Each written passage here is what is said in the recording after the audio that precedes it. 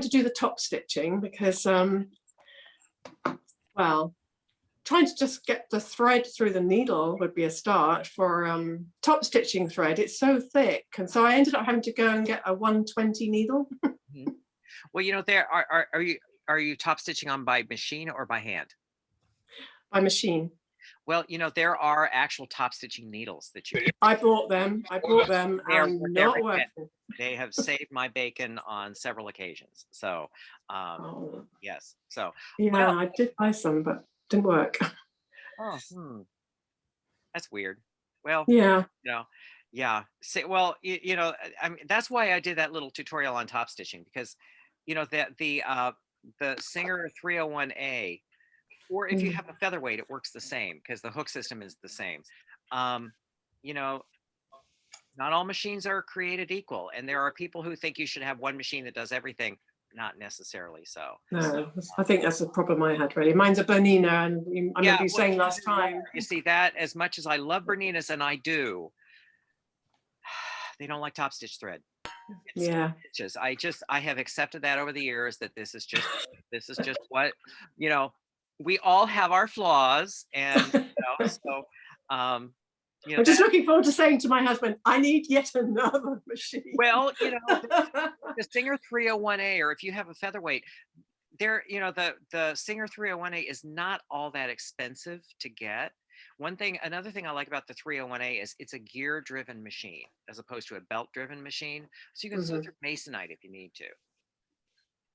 So, you know, just something to know, you know, these, you know, fun facts to, you know, to justify because, you know, a lot of times you know, okay, does your husband do woodworking? Does he? No, seriously, because you have a whole bunch of tools, you know. Yeah, so, more than one hammer.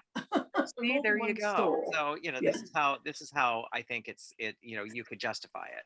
So, okay, so today what we're going to do, what we did last week was we set up, we have the welt unit, you know, the welt pocket unit sewn, welt and pocket sewn together. So today, the first thing we're going to be doing is installing the welt into the garment.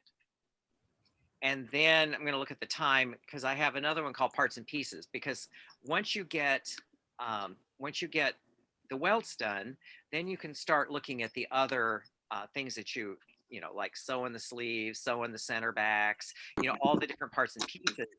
And then further down the road, then we're just going to start putting the big parts and pieces together. So that's kind of where I see us going today on this. So are there any questions before we begin? No. Okay. So let us begin installing the welts. Where are we? Parts and pieces. There we are. And so, yes, as usual, I'm going to start it to see if we can hear it.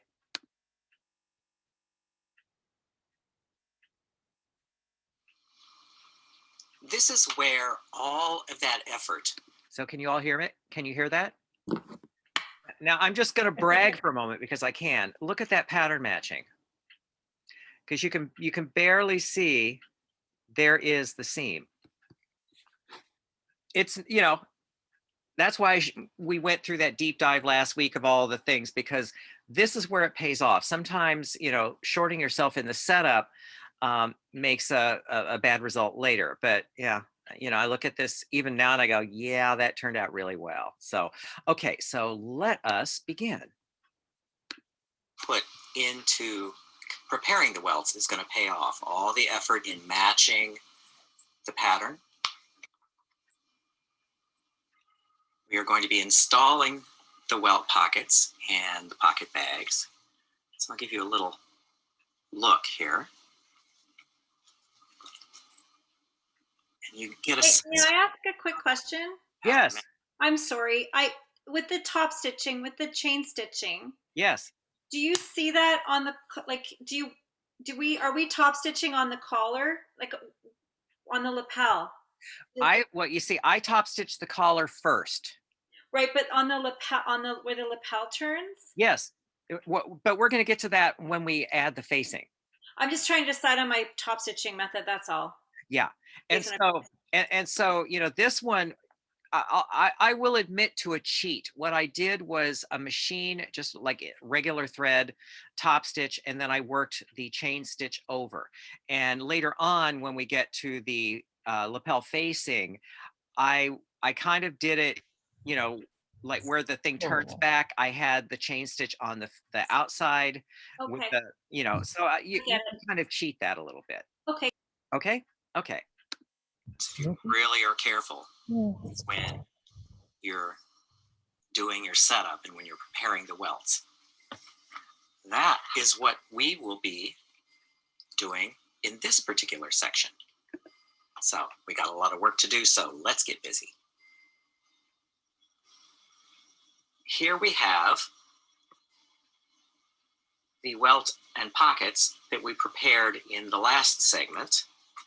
And I have also marked out between the tailor tacks a line in chalk and a cross mark here. On the back, I have cut usable interfacing. This is 3 inches wide. It is 9 inches long, and it's centered. The marks are centered there. This is going to reinforce the pocket area so we can sew in the welts. Now, just put this back here. So here, this is the setup. This is where we're going. So I will take this aside for a moment and set this one up here. I tend to be a little dyslexic, so I really like to lay everything out so that I don't get everything put in backwards. So this welt, that is where it's going to show its face in the finished garment.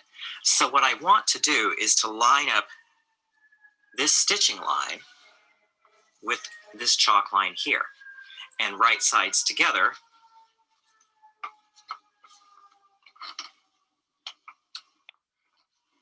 So let me pin this in place and I'll give you a close-up detail of this. Okay, so looking closely, that is the end of the welt. There is the tailor tack. So I put a pin here and then working down. There is the other end of the welt. And let me just square it there. Smooth that over just a tiny bit. So we want that row of stitches to line up with the chalk mark on the coat. So to give you a little bit of reference, when this is sewn right side out, this will then turn back this way. My next step will be thread basting. And see, the beauty here of this is that we have a row of stitching. I made it in black there. We have a row of stitching that we can baste through so that we can place this pocket exactly right. When you're basting this, use a stab stitch as opposed to just a regular running stitch. The stab stitch keeps everything in place. You don't end up running the risk of shifting the positioning of the welt.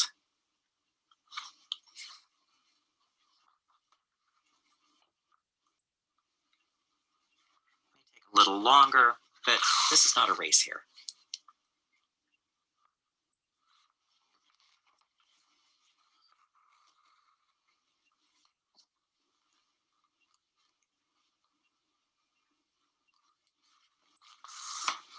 Now, if you're sewing, you could sew just a little bit to the seam allowance side. But I like to make the stitches as close to the stitching on the pocket, you know, that join the welt to the pocket as I possibly can. Okay, almost done.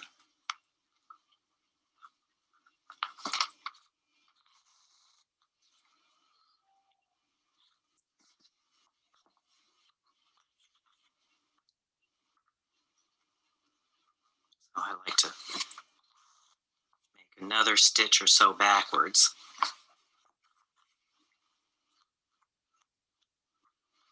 that everything is secure. Now we have the pocket basted in place. Change camera angles and we'll see the results. So now, before we commit to machine sewing, I like to just fold that back and see if everything's going to line up. And as you can see here, it pretty much does. So let me do a long view of this to show you the pocket placement. Now I have both pockets basted in. And this is something I do just for myself, but I find if I show you, it will help eliminate confusion. If you turn this one back and this one back, the welts should face the center.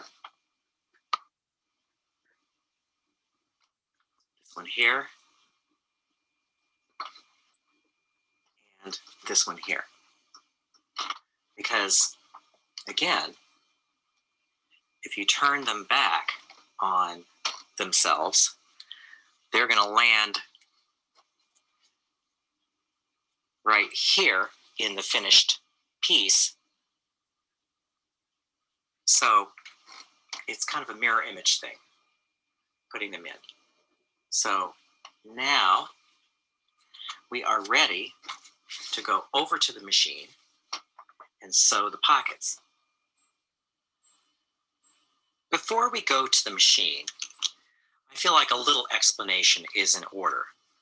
So the dotted lines represent the welt underneath the pocket bag. So the welt is sandwiched between your face fabric and the pocket bag.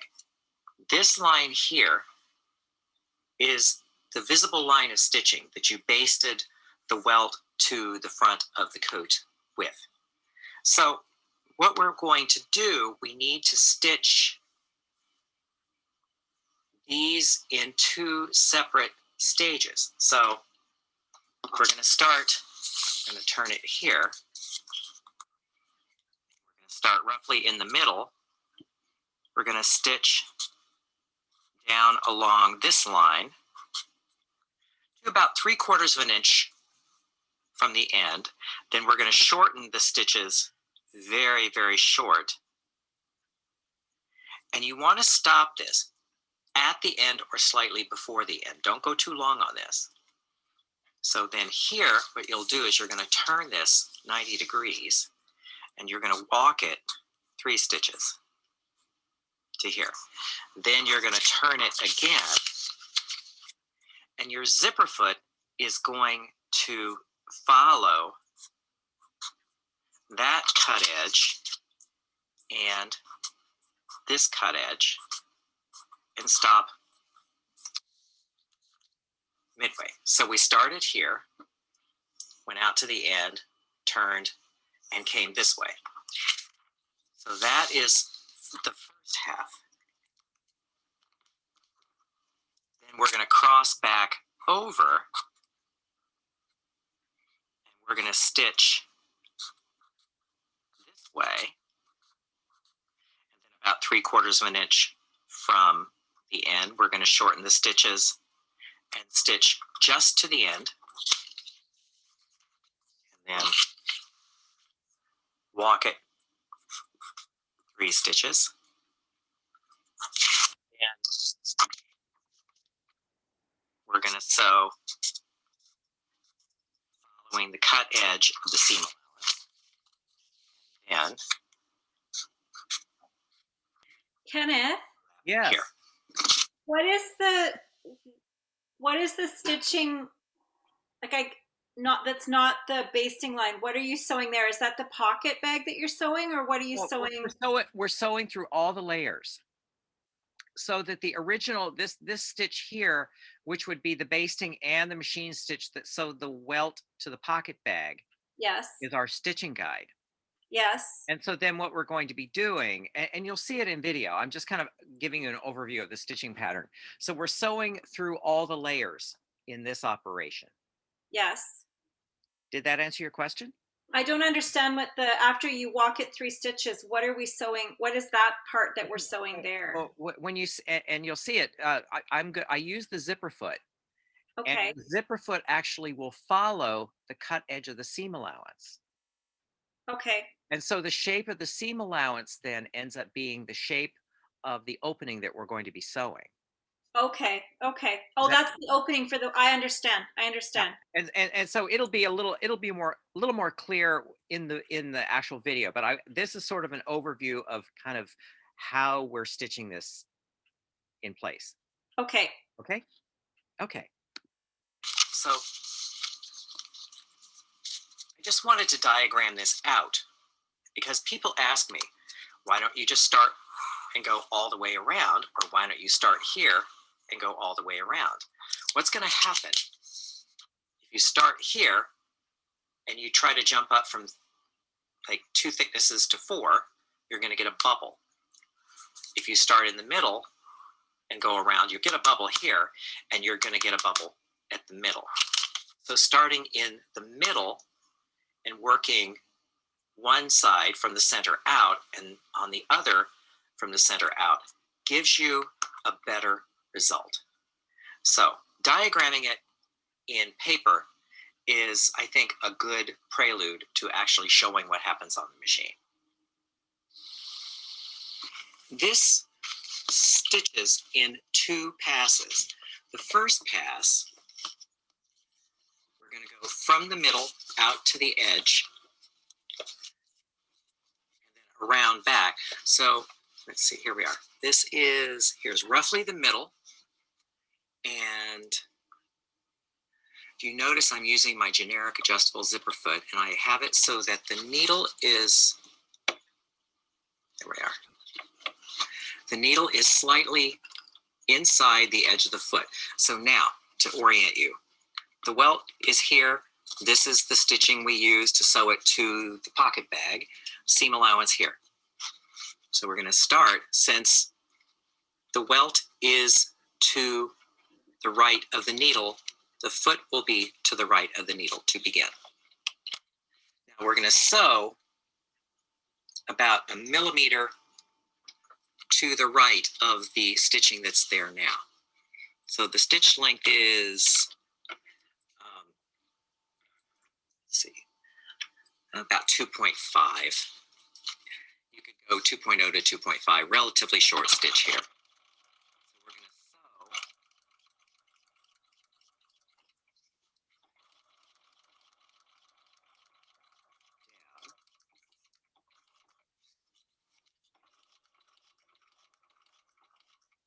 to about 1/2 inch from the end. There, see, there is the end of our welt right there. So we're going to shorten the stitches now to 0.5 to 0.75. We want really short stitches on the ends here because there are going to be almost no seam allowances. So we need to be able to have that be secure. So then we're going to sew.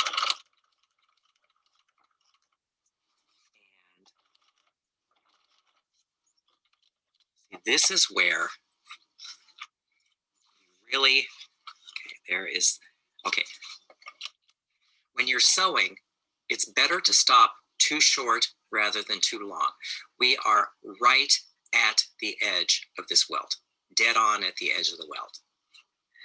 The next step is to raise the foot, turn 90 degrees, and sew 3 stitches. That's going to give us room to get our scissors in there to clip. And from here, this is why I have some pins in here.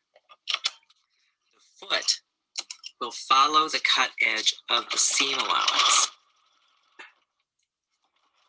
Why we have a very steep angle here. and then turn. So the foot is riding against the cut edge of the seam allowance. So then we're going to end up pretty much where we started. And then we are going to make a mirror image. We're going to yes, question. I knew there would be a question. Go ahead. Is the for that seam allowance there for the part on the that you're sewing along the seam allowance? Yes. Is that still 0.5? I like it fairly short on the back. Okay. You could take it up to like a 1.0, 1.5, but as you can see, I sewed it with fairly short stitches. Yeah. Okay. Okay. Okay. Other questions? Okay, let's sew the other side. Bring the foot, have the thread on the other side. And we want to adjust the foot so that it is, again, just inside the edge. And now we're going to come over here and overlap these stitches.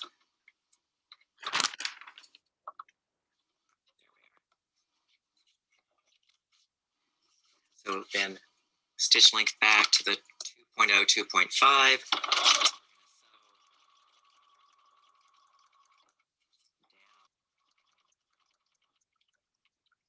About a 1/2 inch, 3/4 from the end, shorten the stitches to 0.5 to 0.75.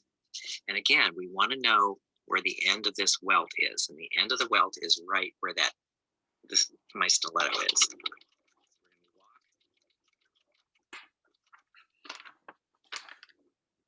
There we go. Now the key here, I keep saying this, it's better to stop too short than too long. If you stop too short, you can always go back and re-stitch it. If you stop too long and you cut, you're going to have a gap. So then again, 90 degrees.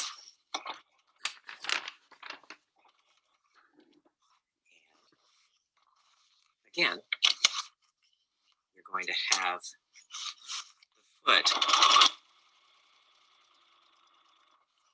follow the cut edge of the seam allowance.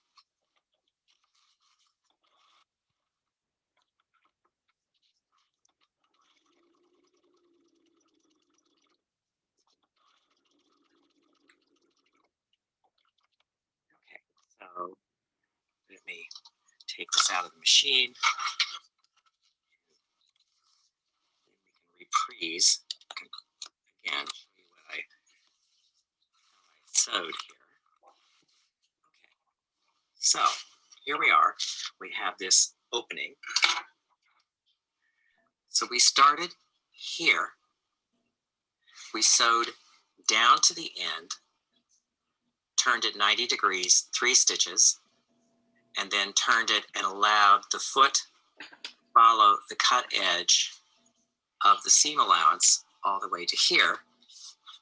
Then we shifted over opposite side of the foot and we sewed down short stitches to there, 3 stitches at 90 degrees, down to there, and we joined the 2 stitches here.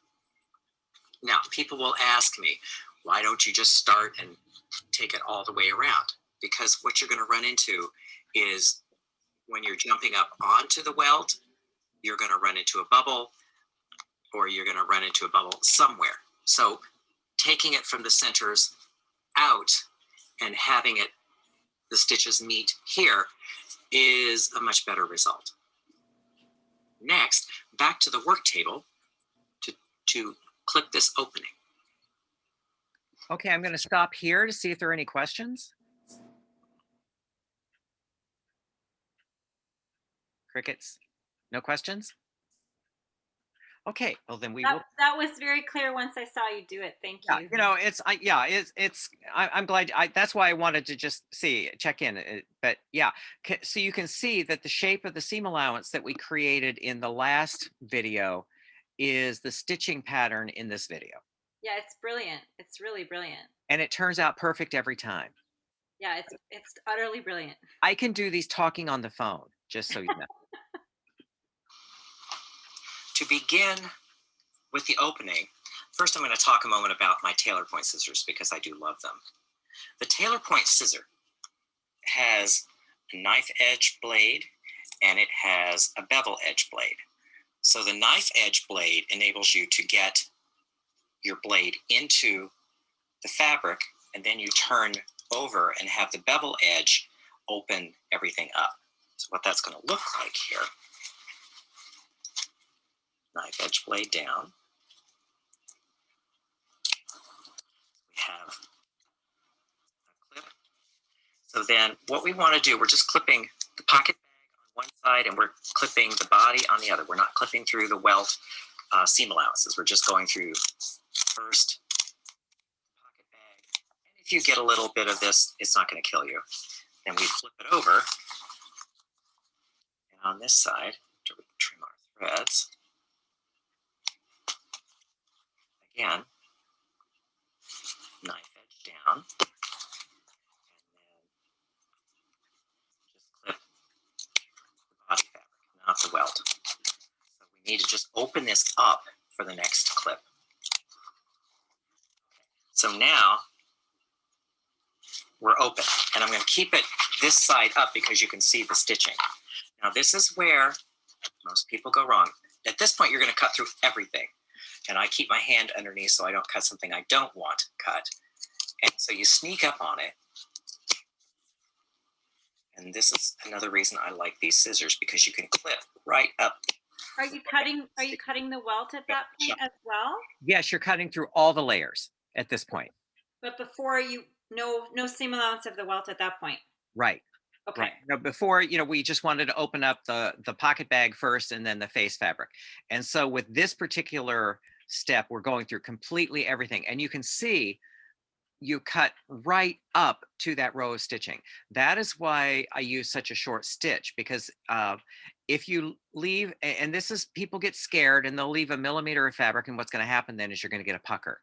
So clipping right up through everything is how you do it. And yes, you cut through all the layers. Kenneth, is it easier to cut all the layers at once, or when you do your initial cut the one layer, flip it over? I like to cut the one layer, flip it over. Much easier to get, because see, then you can get the scissors in and you're not trying to cut through, you're not trying to get through the seam allowance of the welt. Some people say, oh, it seems like it would be easier if you just cut both at once, but not really. I've tried that. It didn't end well. So I just found that, initially you cut through the pocket bag and you cut through the face fabric. And then at this stage, after you can get the scissors in, then you cut through all the layers. Got it. That makes sense. Thank you. Okay. Make a mistake is they leave about a millimeter there, and then you get a buckle.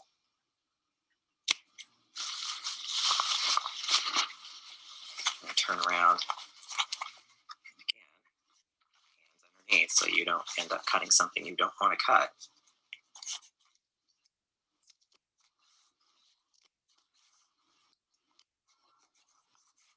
Sneak up on it. Don't feel like you have to take it all in one lunge.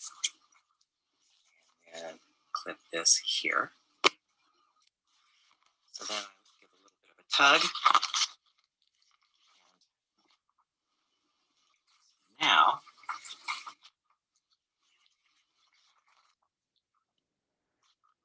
hello, reach through, grab the pocket bag, and pull everything through. Kenneth, Yes. at the opposite end, do you do the same thing? Yes, absolutely. Okay. Okay. One thing I like to do is just give a little bit of a tug on these ends. Now I'm going to flip this over and show you.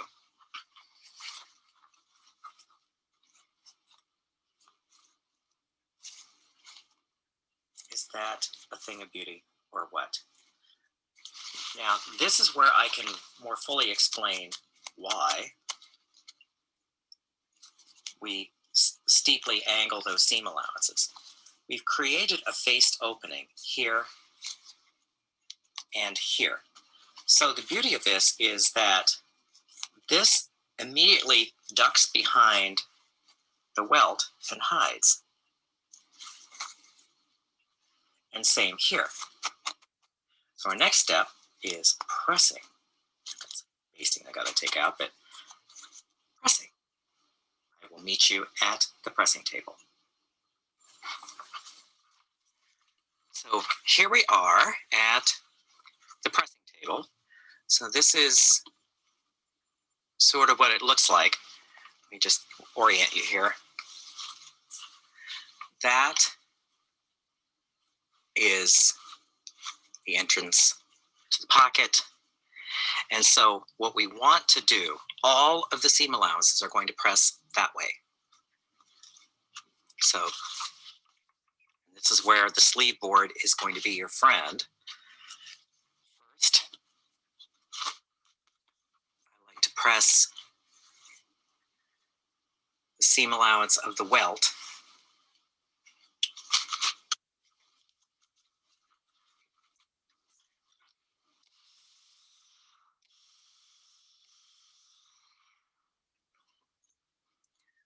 From here,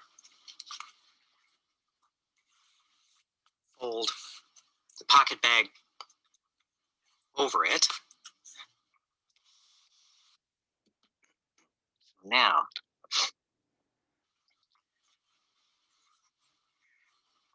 this enables you to see the shape of this. See how you have the sharp angle here and the sharp angle here that we made when we cut the seam allowances on the welt. Seam allowance on the welt is down here, but this is going to service well in a moment.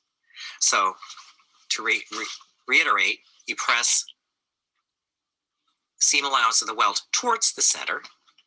Then this part of the pocket folds again towards the center. So you've pressed the lower part of this opening here. Next, I'm going to turn it this way. Here we are. So we have these seam allowances here. These also will press down. And the easy way to do it really is to press everything that way. And same here.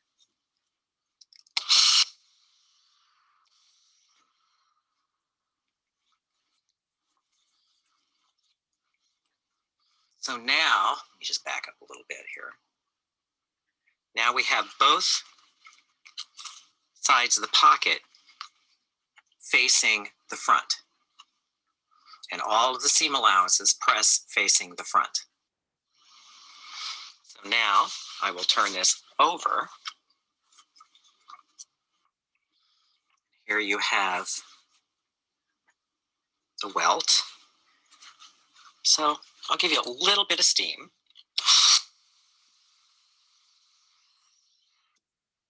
Make sure everything matches up. And then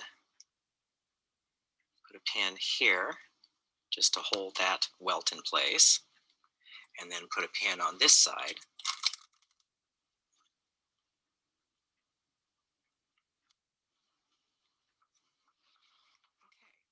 So let me bring this up close. As you can see, it matches up pretty well, if I say so myself. Next stop, back to the work table. So yeah, let's just look at this for a moment and revel in how nicely that matches. Okay, enough reveling. Now we want to sew these two ends, and we're going to sew that by hand with what's called a cross stitch. If you sew embroidery, you know the cross stitch. So I'm going to start with the lower end. And this is done by braille. I just do this by feel. So the needle, you want to penetrate everything but the top layer of the welt, and the needle is perpendicular to the edge of the welt.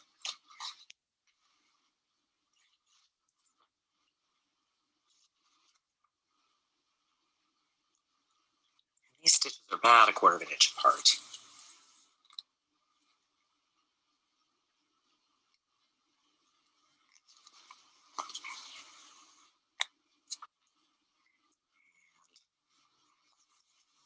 up to the top end of this welt.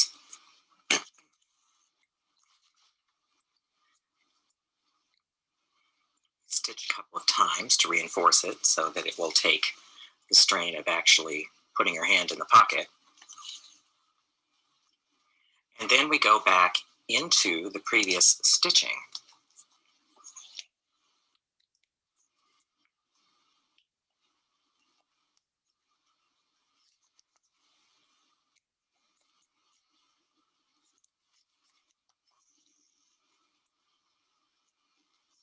Secure your thread.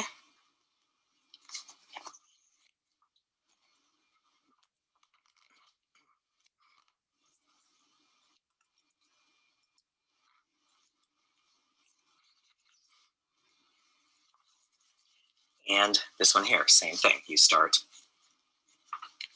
at the lower end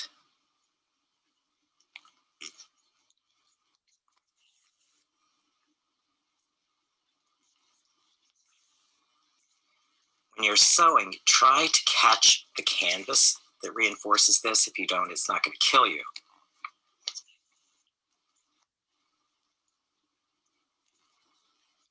So then when you get up to top end here, again, stitch 2 or 3 times.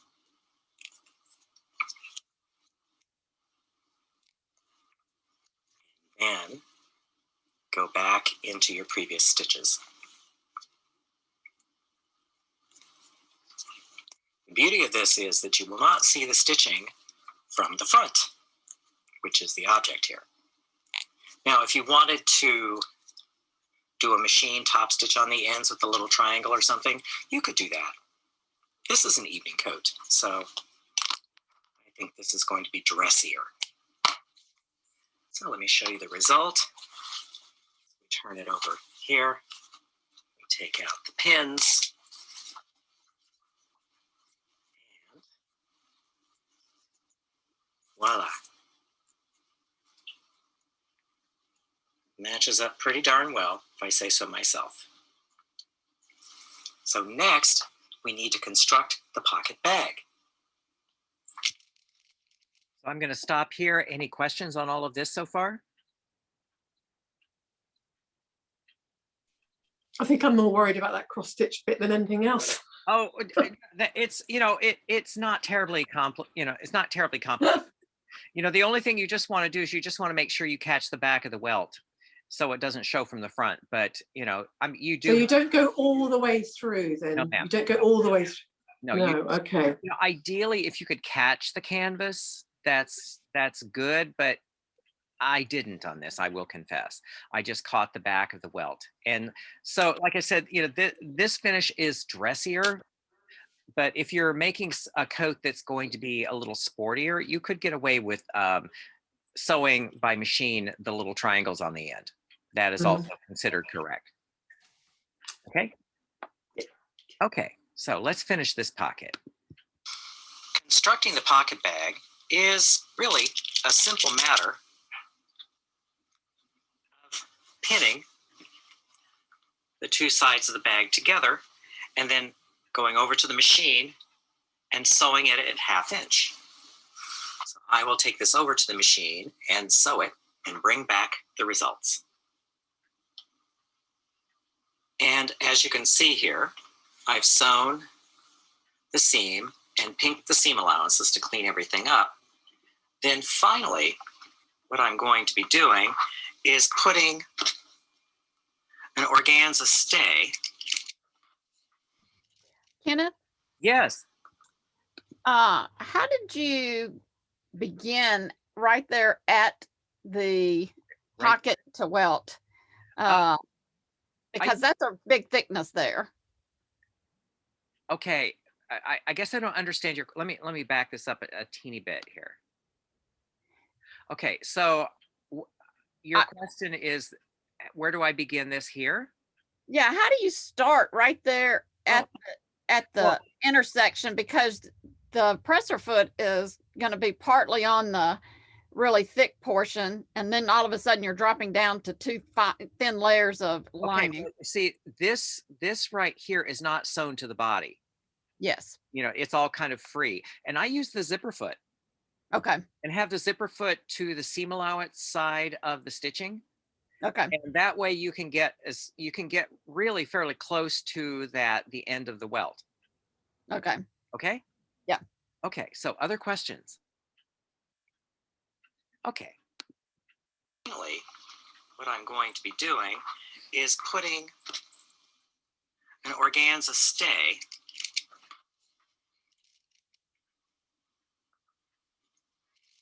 what this will do is over here, it's going to create, this goes to, it's sewn onto the pocket, it's sewn into the seam allowance. So it keeps the pocket itself from falling in. Now this is where I'm going to talk about pocket width for a little bit. This comes fairly close to the center front. So if you want to, you can make this pocket a little narrower so you can dodge around this. But since this is going to be an evening coat, she's not really going to be using these pockets much. So I'm going to leave it at this width here. So we have our pocket, we have our stay, and I will turn this, I'll finish this one over here, and I will turn them over so we can just revel at what we've just done. So here's a long view of our fronts. You can see we have our pocket bags, we have our pocket stays in organza.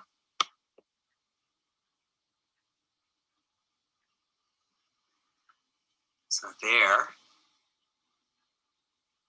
are reverse. Next, I'll turn this over so we can see the face. Now the coat fronts are finished. We can set these aside and we can continue on with other parts of the coat. One habit to get into when you're constructing is when you have a garment section finished, drape it over a hanger and hang it up. What I have found is the fewer times that you manipulate or handle a piece before it goes into the final garment, the less distortion and error you will introduce. So, as you can see, we have finished the fronts. We're going to hang them up and set them aside for later. Okay, so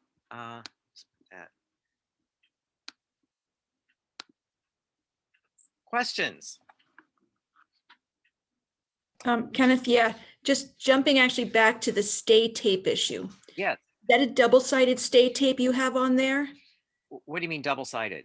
I don't know, because I figured stay tape, right, has sometimes I'll have the sticky side down and there's a piece of paper, correct, that you rip off? No, actually, that you want the sticky side to adhere to the fabric. Okay. So so you don't want a double-sided. There's double-sided like fusible. This is not that. If it's like seems great, or I'll show you what I have. This is, it's a fusible and it's a bias. Let's see if I can get it. Everyone see that? It has a straight grain woven that's about 2 millimeters wide, that's machine basted, and it's it's stitched to a bias, and the fusible is on the back. Okay, don't believe I've seen that. Is there a brand name? Well, this is something I got in China, so I don't have a brand name, but Seems Great, I think, is what it's called. It's a fusible tricot. That's something you can get at pretty much any place, even like Joann's or Amazon. Any kind of fusible tape that they use to stay will work for this.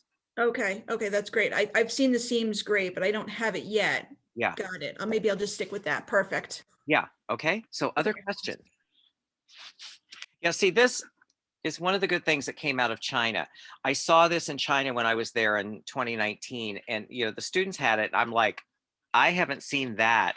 There's a place called SIL, SIL, SIL Thread on 38th Street. They have one where the little the straight grain is stitched at the edge, which would work as well. But I had not seen this one. And so I asked the co-professor, I said, where can I get that? And she just said, well, I can find it for you. And she got it, online. And, she was saying, well, how many rolls, how much do you need? I said, well, how much is it? And I bought 5 rolls. I think it was $20.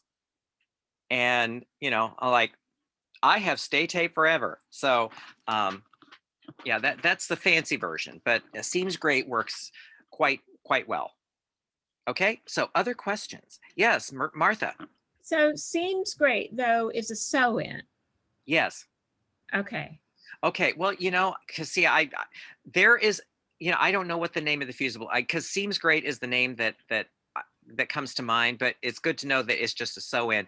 There has to be a fusible, like fusible tricot, or the workaround, if you just have some fusible tricot interfacing. Yeah, you could just cut it in little strips and use that. Would it need to be cut on the bias? Not really, no, because you want to stay it. So, the fusible tricot has enough flexibility that you can actually shape it to the curves, but that is another workaround. If you have some fusible tricot, that cut it in narrow strips and that will work just fine. So that would be better than sewing this on? Okay. Because see, ultimately what's going to happen, because see, I'm a little bit, I'm kind of ambivalent about fusible. There are times I use it, but then there are times I want a mechanical bond, where it's all sewn together. And so if you fuse a stay tape into a seam, ultimately another part of the seam is going to come, they're going to come together, and there's going to be machine stitch that holds everything in place. So that's, that then is a mechanical bond. So that's why I will, let's see, Maggie says mine is sew knit. Maggie? So keys. Okay, thank you. Keys. It's a yellow label, like a photocopy. Oh, beautiful. There we go. There we go. Now we have a resource. Thank you. Just a roll. Yep. Perfect. So, so did that answer your question, Jennifer? Okay. I think they sell that on eBay. I don't know if this is the one that you have, Kenneth. Oh. I should check that out. But like I said, I have 5 bolts of this. I have like a lifetime supply. This was one of the good things that came out of China, going to China. The other one was I got to ride on the high-speed train, which was thrilling, quite frankly. And what was amazing about it was it didn't feel like we were going 200 miles an hour, but we were. So anyway, okay. So here's the sew keys E. Okay, sew keys, beautiful, perfect. Okay then.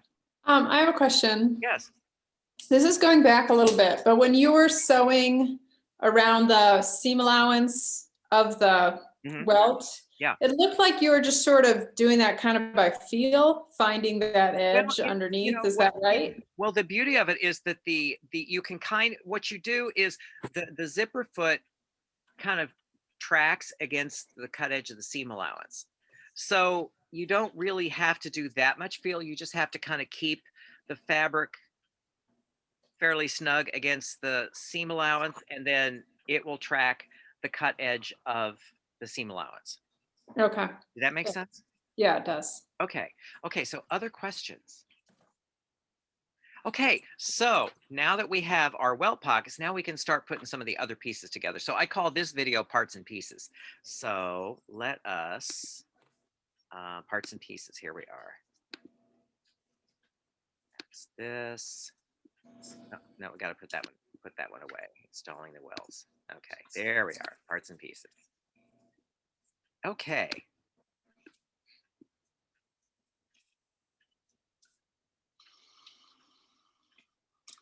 Before I sewed center back seam.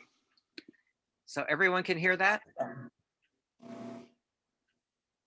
Can everyone? Yes, Oh, Yes, good. I Okay, can. beautiful. Thank you. yes. Okay.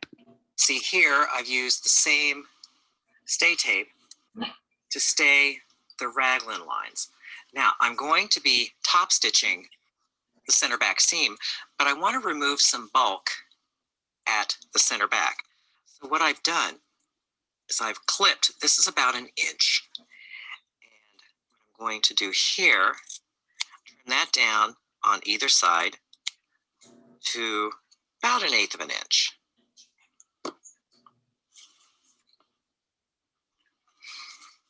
So you can see I've trimmed that seam allowance down to about 1/8 of an inch. And now we want to add the stay tape to the neck seam.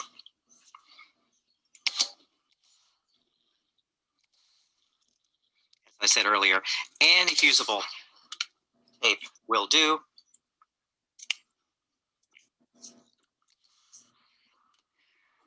So then I will get the sleeve board out and I will press these to one side and prepare for top stitching. So I have pressed these as sewn, and now put these over the seam roll to press to one side. You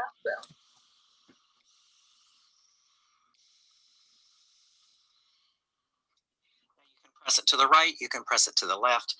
That doesn't really matter. That's up to you. If you want sort of a general rule, right goes over left for the ladies. So. Kenneth, I have a quick question. Yes. Why would you press it to one side versus pressing it open? Well, I wanted to show. And so I'm going to be top stitching this up the center back. So there's to be consistent, because I'm going to be top stitching the raglan lines as well. And so having one row of top stitching is going to, it looks well. And so that's why I'm pressing it all to one side, because you could, if you wanted to, this is just a design decision. If you choose, you could press it open, or, and then the seam will just disappear. You could press it open and you could top stitch both seam allowances down. These, there are different ways to do it. There's not one that is considered more correct than the other. So you're going to be top stitching through the seam allowance or on the other side? Through the seam allowances. Yeah, to hold the seam allowances to the one side. Thank you. Okay. Press it to the right.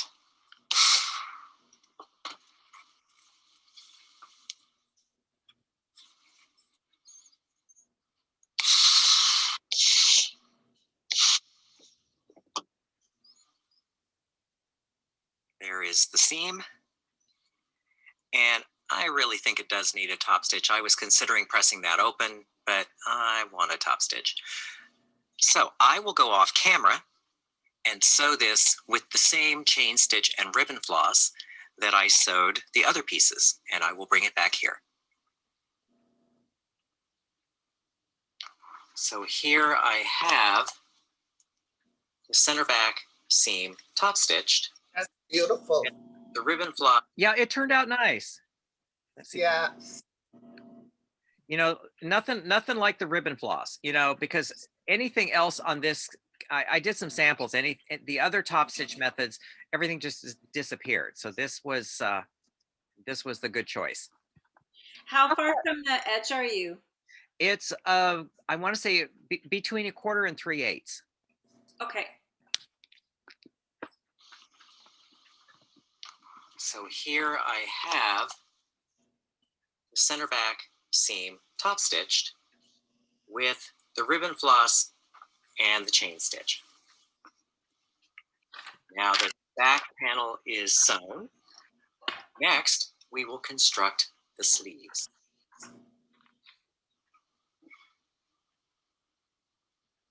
Now here we have the two sleeve pieces, front and back.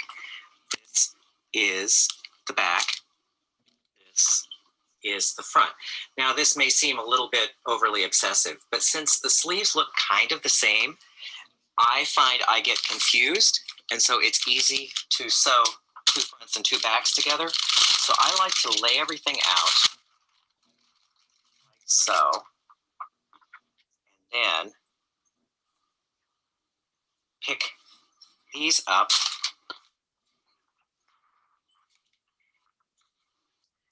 And that way I know that I am sewing one sleeve and the other sleeve, as opposed to sewing 2 fronts together and 2 backs together. So really what we're going to be doing is pinning and sewing the center seam. So I will go off camera and pin these and bring them back and show you the results.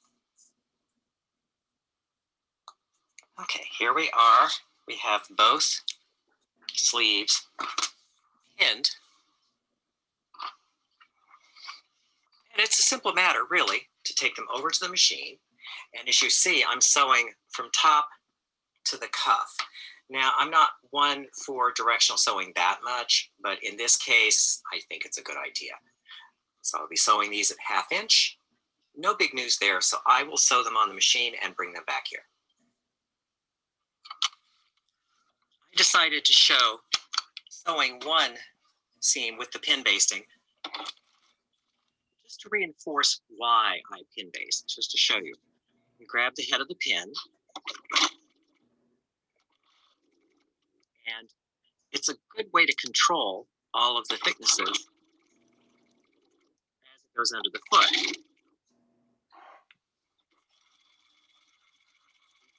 The other benefit is that you can steer, and you don't have to worry about hitting the needle or hitting the pin with your needle, because when you grab hold of this, the fabric pulls off the pin under the foot.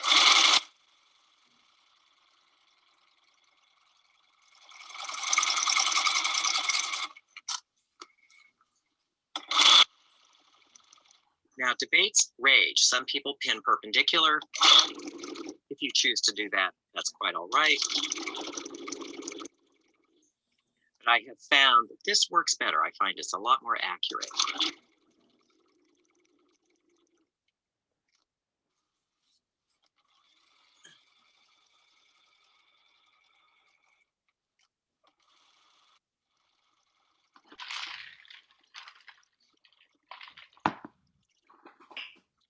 Okay, here we are. And we have that seam sewn. Our next stop is, of course, the pressing table. We're back from the machine, and we press everything as sewn. Now, what you're going to see here, that tells you that faces the front. I like to make big signs on the insides of my garments to know what I'm doing, because I get dyslexic and I don't want to put these sleeves on backwards. It's very embarrassing. There is no shame in marking things. So now I am going to press the seam allowances to the back. Before I press my seam allowances open, actually to one side, we want to make the same move that we did on the neck. So I'm going to clip this down about 1 inch from the cut edge, and then clip that down to about 1/8 of an inch, and we want to press that open. So we press this open.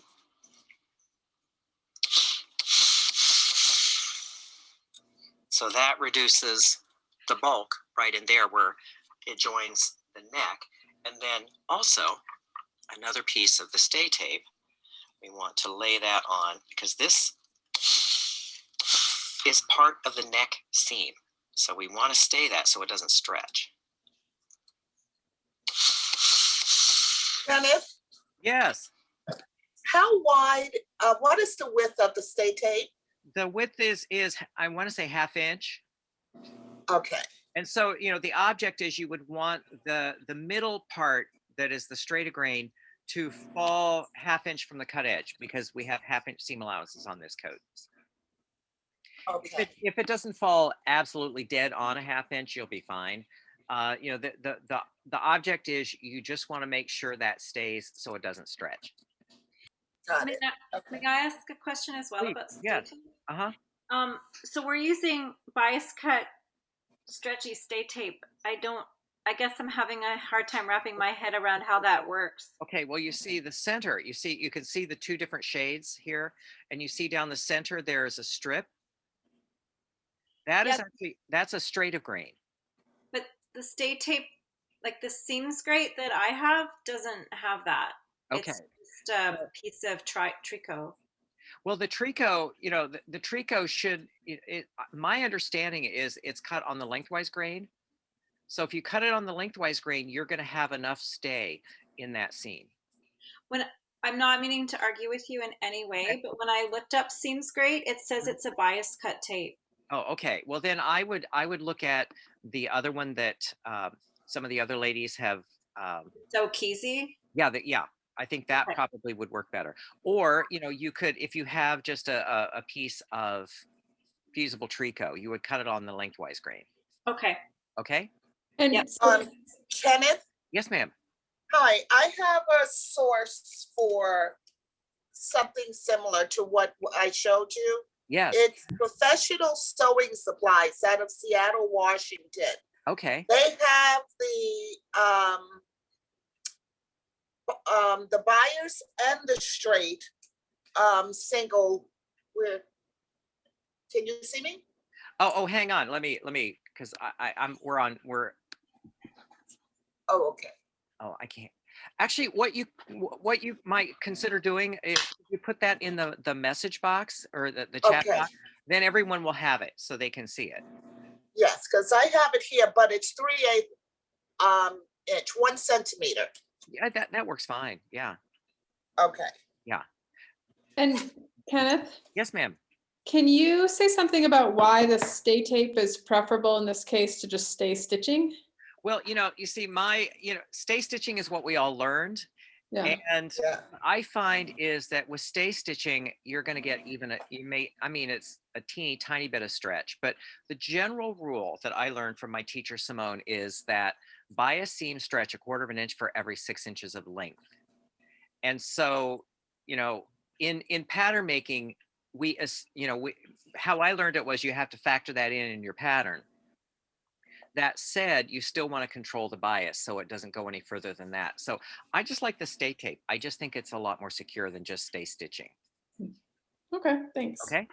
Okay, other questions? Okay, so back to the story. So there we've reduced the bulk right at the neck. Now, going to press the seam allowances to the back. I'll use my seam roll.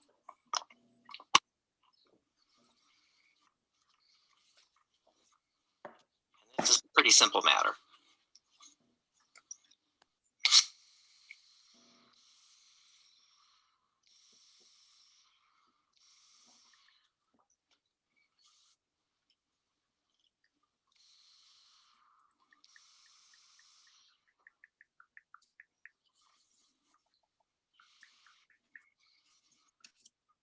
So up here, you could just press this, hanging it off the seam roll. Or you could use the time-honored method of using your pressing ham.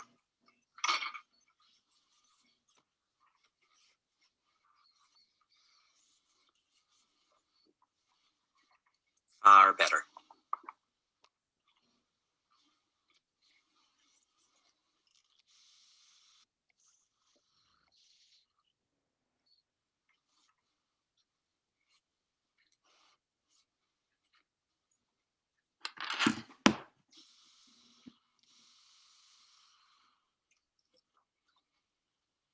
And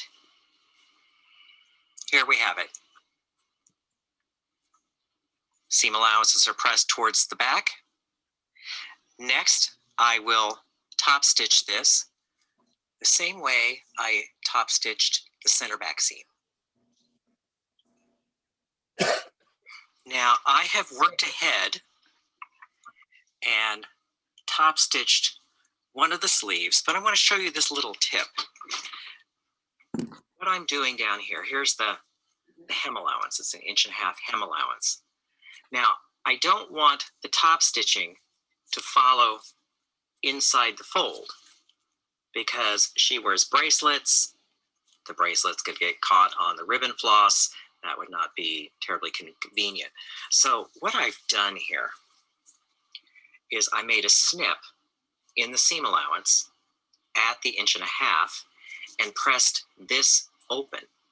So it does two things. It allows me to reduce some bulk here, and I'm actually stopping the top stitch.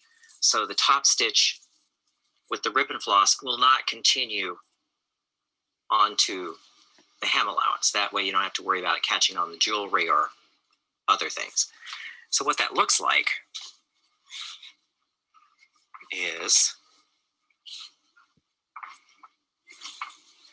here is seam allowances pressed towards the back. So what I'm going to do here is just come in and cut just one seam allowance. Don't have to cut both of them. So you cut it right to the stitching line. And then you press it open. Simple as that. So let me press this open for you.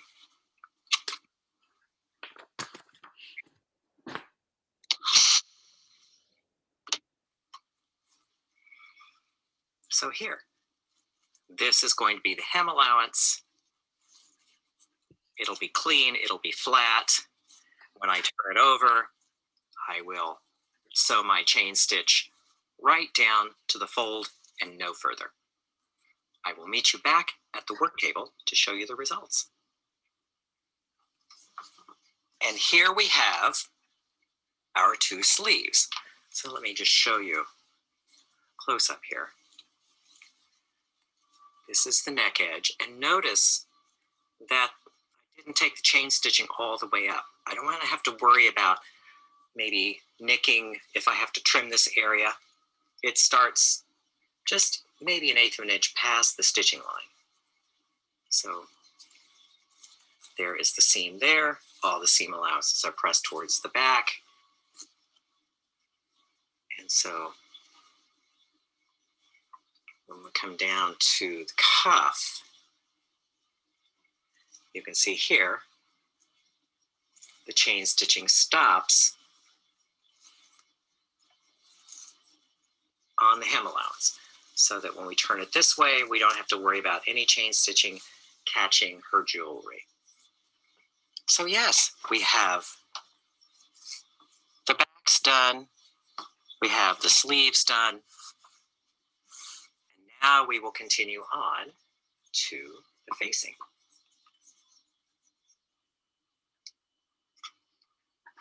Here we have the facing pieces. And as you can see here, just to orient you here, that is the front edge, and that is the seam that joins to the lining. Now you can see here that I put the stabilizing tape on both, which I just think, even though I have the tape on the body on the front, doesn't hurt to have it on the facing as well. That will stabilize that front edge.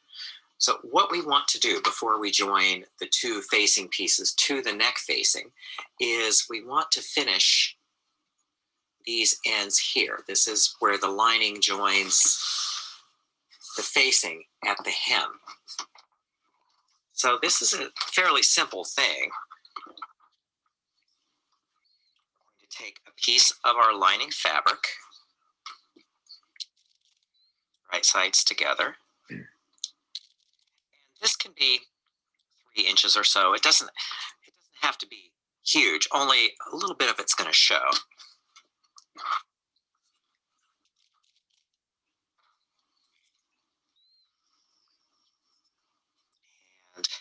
what I will do is I will go over to the machine Kenneth, and sew it. you're placing that on the edge that goes up to the facing, right? Well, yeah, this is the edge of the facing. This line here will join the lining. Okay. Okay. 1/4 of an inch. So I will sew it at the machine. We will meet at the pressing table.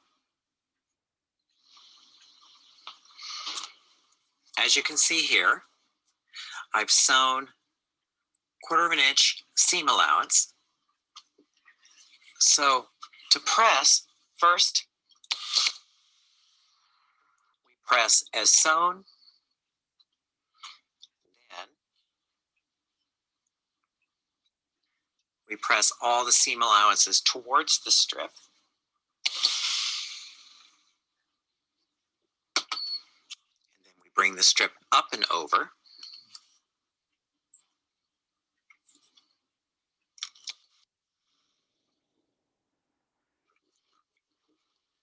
So this is what it looks like from the back. This is what it looks like from the front. Now, normally you would just stitch in the ditch right there, but I'm not a fan of that. I think stitching in the ditch makes this a little stiffer than it should be. So I'm just threaded up a needle and thread, and we're just going to come in here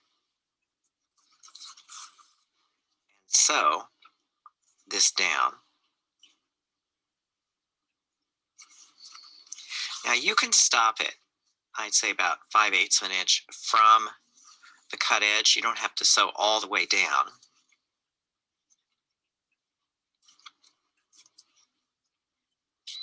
Then trim your thread. And from here, so you don't want it to show from the front. And now from here, you can trim this down.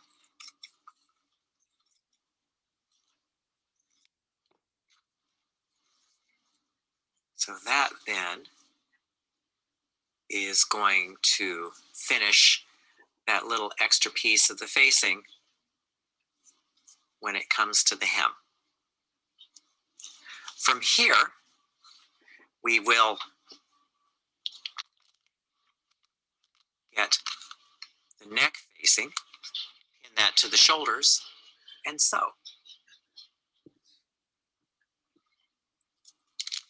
Now this may seem like an oversimplification, but I like to lay these pieces out so that I get the two facings sewn to the neck facing properly.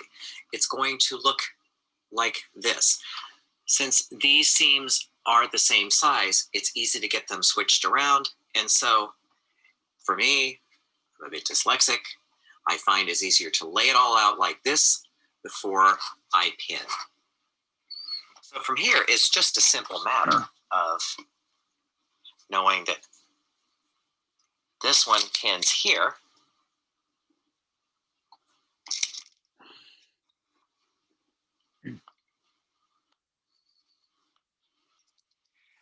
And this one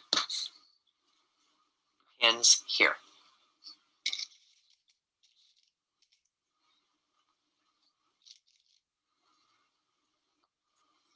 So these sew at 1/2 inch seam allowances. So what I will do is I will take them over to the machine and sew and meet you at the pressing table.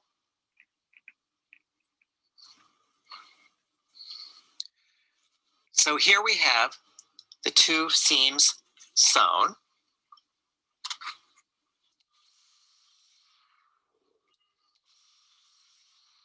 And pressed. And with the seam roll, we can press each one of them open.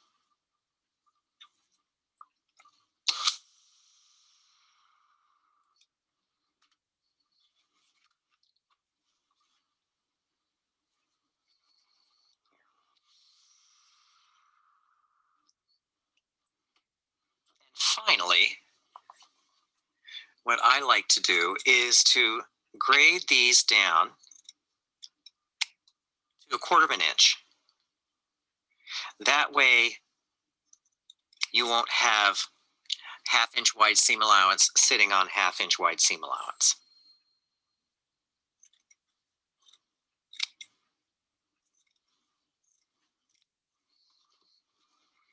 So there we are.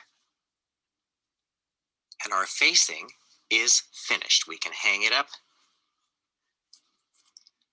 with all of our other pieces. Here are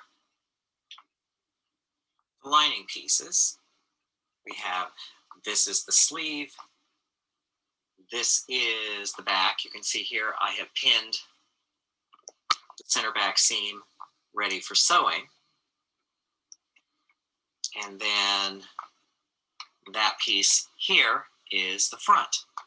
Now, on the sleeve, like the body sleeve, I have called out which way is the front. So we have the darts marked, we have the direction on the front marked. So what I will do next is pin the shoulder dart and go over to the machine, so the center back and the shoulder darts.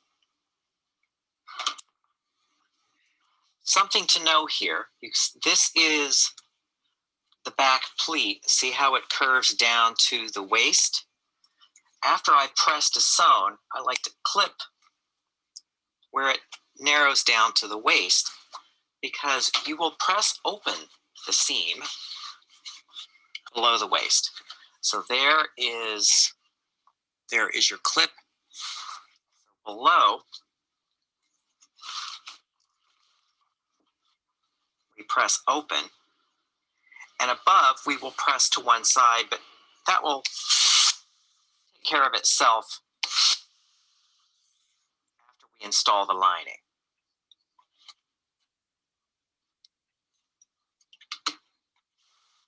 There's the clip right there.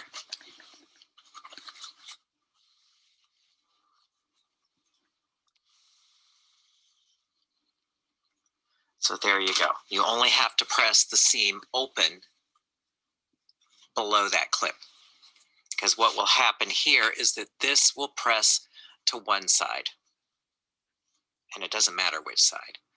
So this is the lining back, and then we're bringing in the sleeves. Press open the shoulder darts.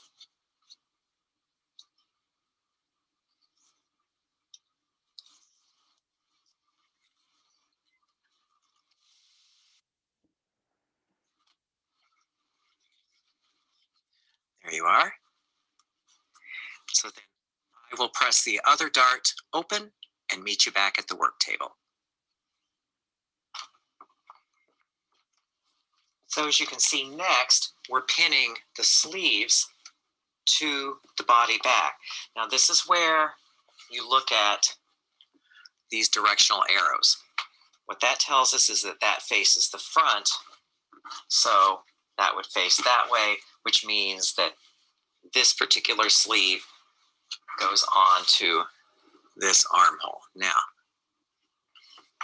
when you're pinning, I like to pin based, and I'm going to have these pin up to down, so I sew them from the neck down to the underarm. So you match the two cut edges up here, you match the two cut edges at the underarm,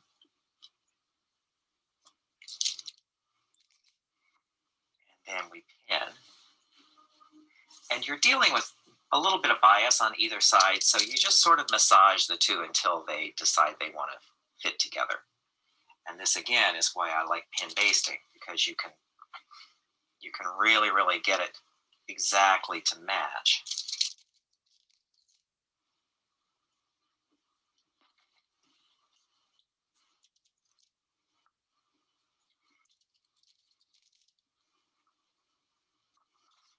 So there we have it. I will take take this over to the machine and sew this at 1/2 inch and bring it back here to pin the fronts. So here, as you can see, I have sewn the sleeve to the body, and you can see here that I've actually pressed the seam open. I like pressing the seams on the lining open. I think it flattens the bulk out instead of having it to one side or the other. So now Kenneth, have the sleeve. do you do any clipping in those curves? You know, what I like to do is actually just stretch the seam allowance as I'm pressing it, because the object of clipping is so that the seam allowances will, you know, the cut edge of the seam allowance will expand, but you can actually go in there and just stretch the hell out of that seam allowance and it will take the place of clipping. Did that make sense? Yes, thank you. Okay. To the back, we want to sew in and sew the front to the sleeves. And now you can see I have the lining fronts pinned to the raglan seams on the sleeves. So that is the front joining with the sleeve. And so again, I will take this over to the machine, sew the seams, press them, and bring everything back here. So now I have the sleeves sewn to the body. I'm going to actually, I pinned it on this side, I pinned from the wrist, matching at the underarm, and pinned it down to the hem. So this is going to be the final seam. Now, one thing before I pin this together, one last thing, when you're pressing your seams open, I like to press up on the cuff about 3/8 of an inch. You're going to be hand finishing the cuff on this. So having this pressed before you sew the lining is going to just make your life easier later. So really, what we're doing here, we match the underarm seam.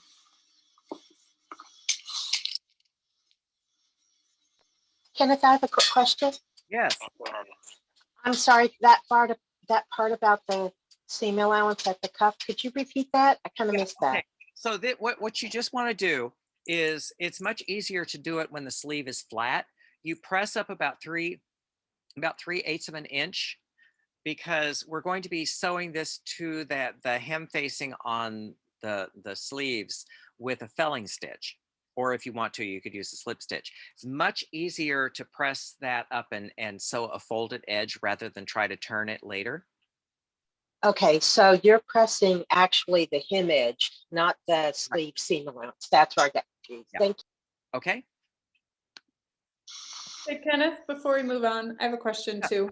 Sure, yes. So when this is an alteration question. So when I altered my muslin, I had to take a little bit in at the center back seam. Okay. And so when I translate that to the lining piece, you know, there's that pleat. Yes. And so do I just sort of follow the pleat line at whatever distance I want to bring in at the center back seam, or is there another way to do that? Well, you know, what I would do is take it in where you need to take it in up to the waist, and then just let any excess turn into the pleat. You would move your notch on your center back. Did that make sense? All except the notch part. Oh, okay. Because see, you know, now, did you take it in at the neck, or was it just in, you know, like around the shoulder blades and below?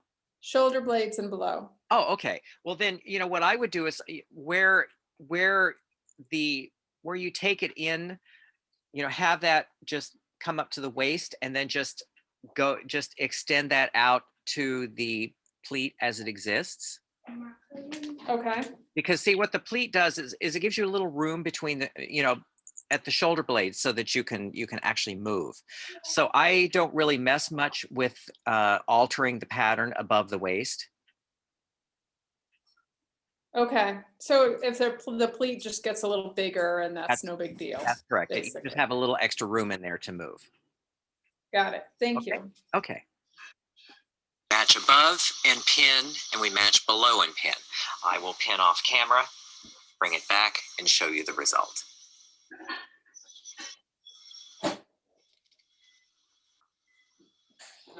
Almost done.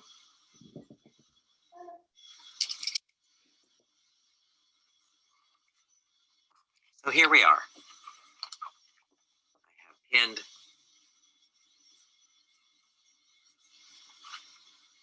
both side and underarm seams.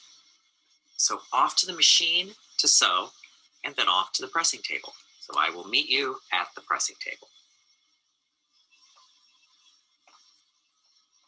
So the lining is finished. It's pretty straightforward construction, so you can tell by sort of how we breeze through it. There's not a lot complicated that you have to know about the lining. You know, there is one thing I'm choosing to do just as a finishing touch, is because these edges are looking a little bit ratty, and while it will be on the inside, I don't care. I just want to clean it all up. So I'm going to use my rotary cutter blade, the pink rotary cutter blade, and just trim this up.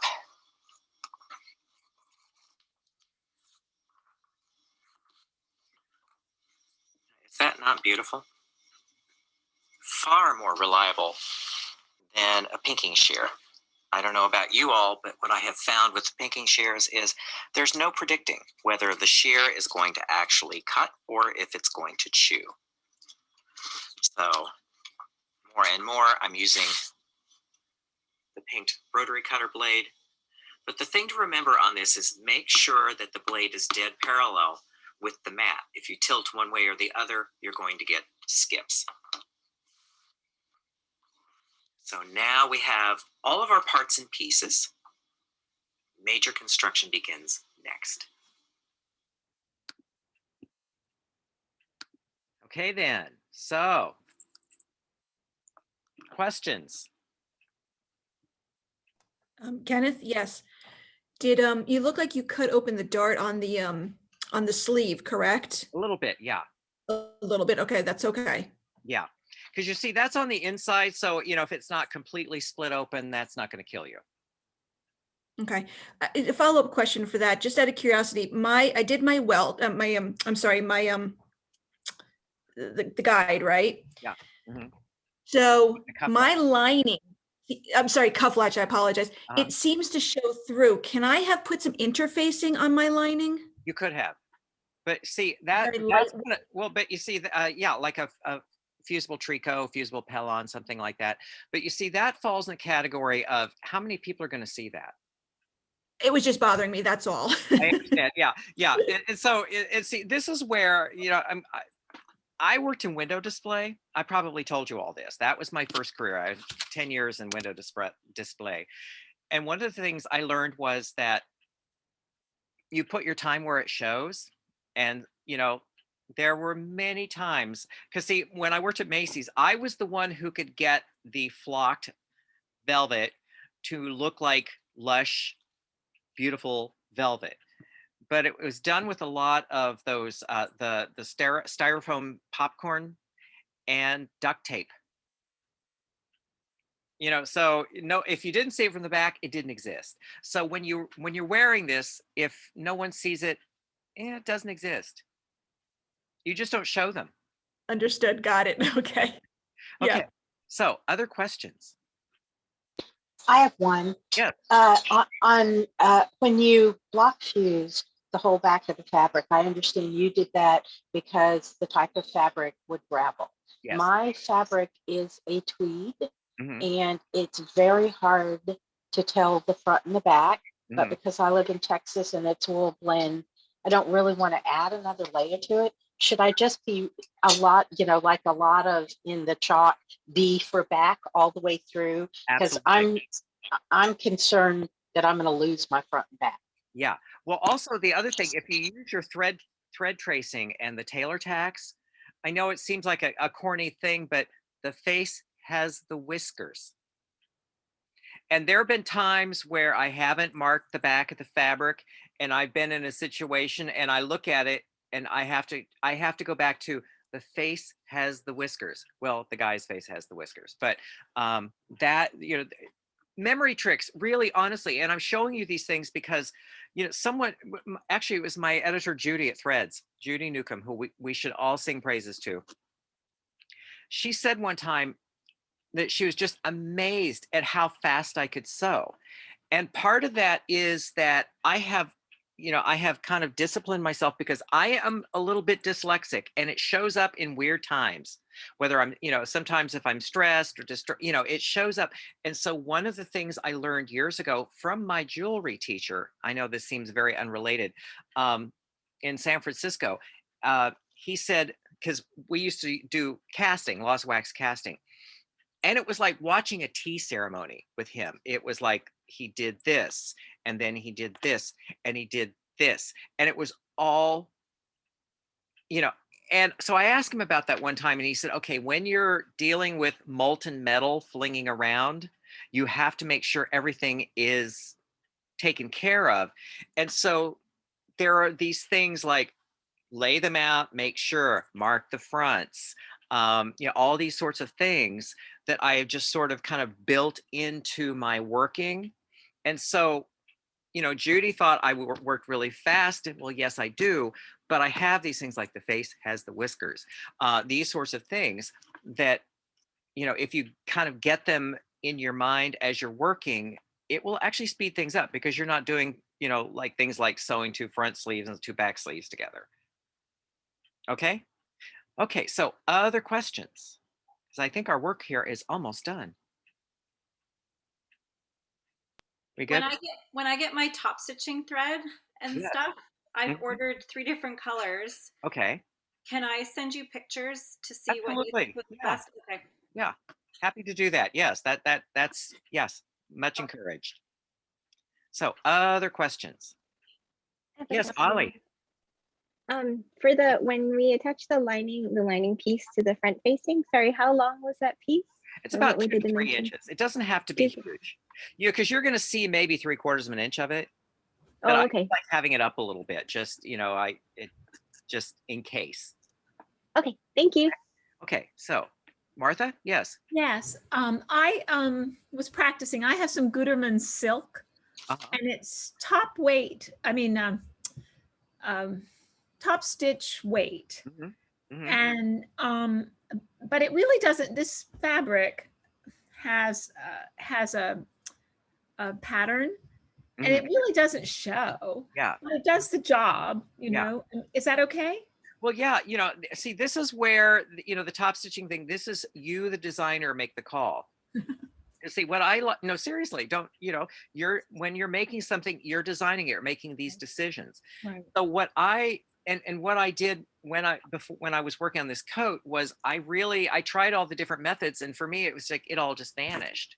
And so I thought, okay, first off, I want it to be visible because it's a better illustration of what I'm doing for the class, but also, I wanted to make a nice coat for this friend of mine.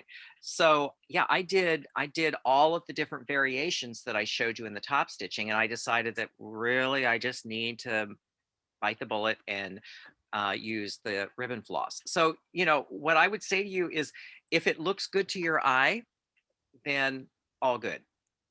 Well, I want to finish, sometime. Yes, yes. And so what you could even do is you could for a first go, if you wanted to use just a regular machine top stitch, you could use that too. Well, I kind of like the silk though, knowing that it's silk. So well, anyway, I spent all week getting caught up, and now I have all this work to do. Oh gosh, I've heard that from my students. This,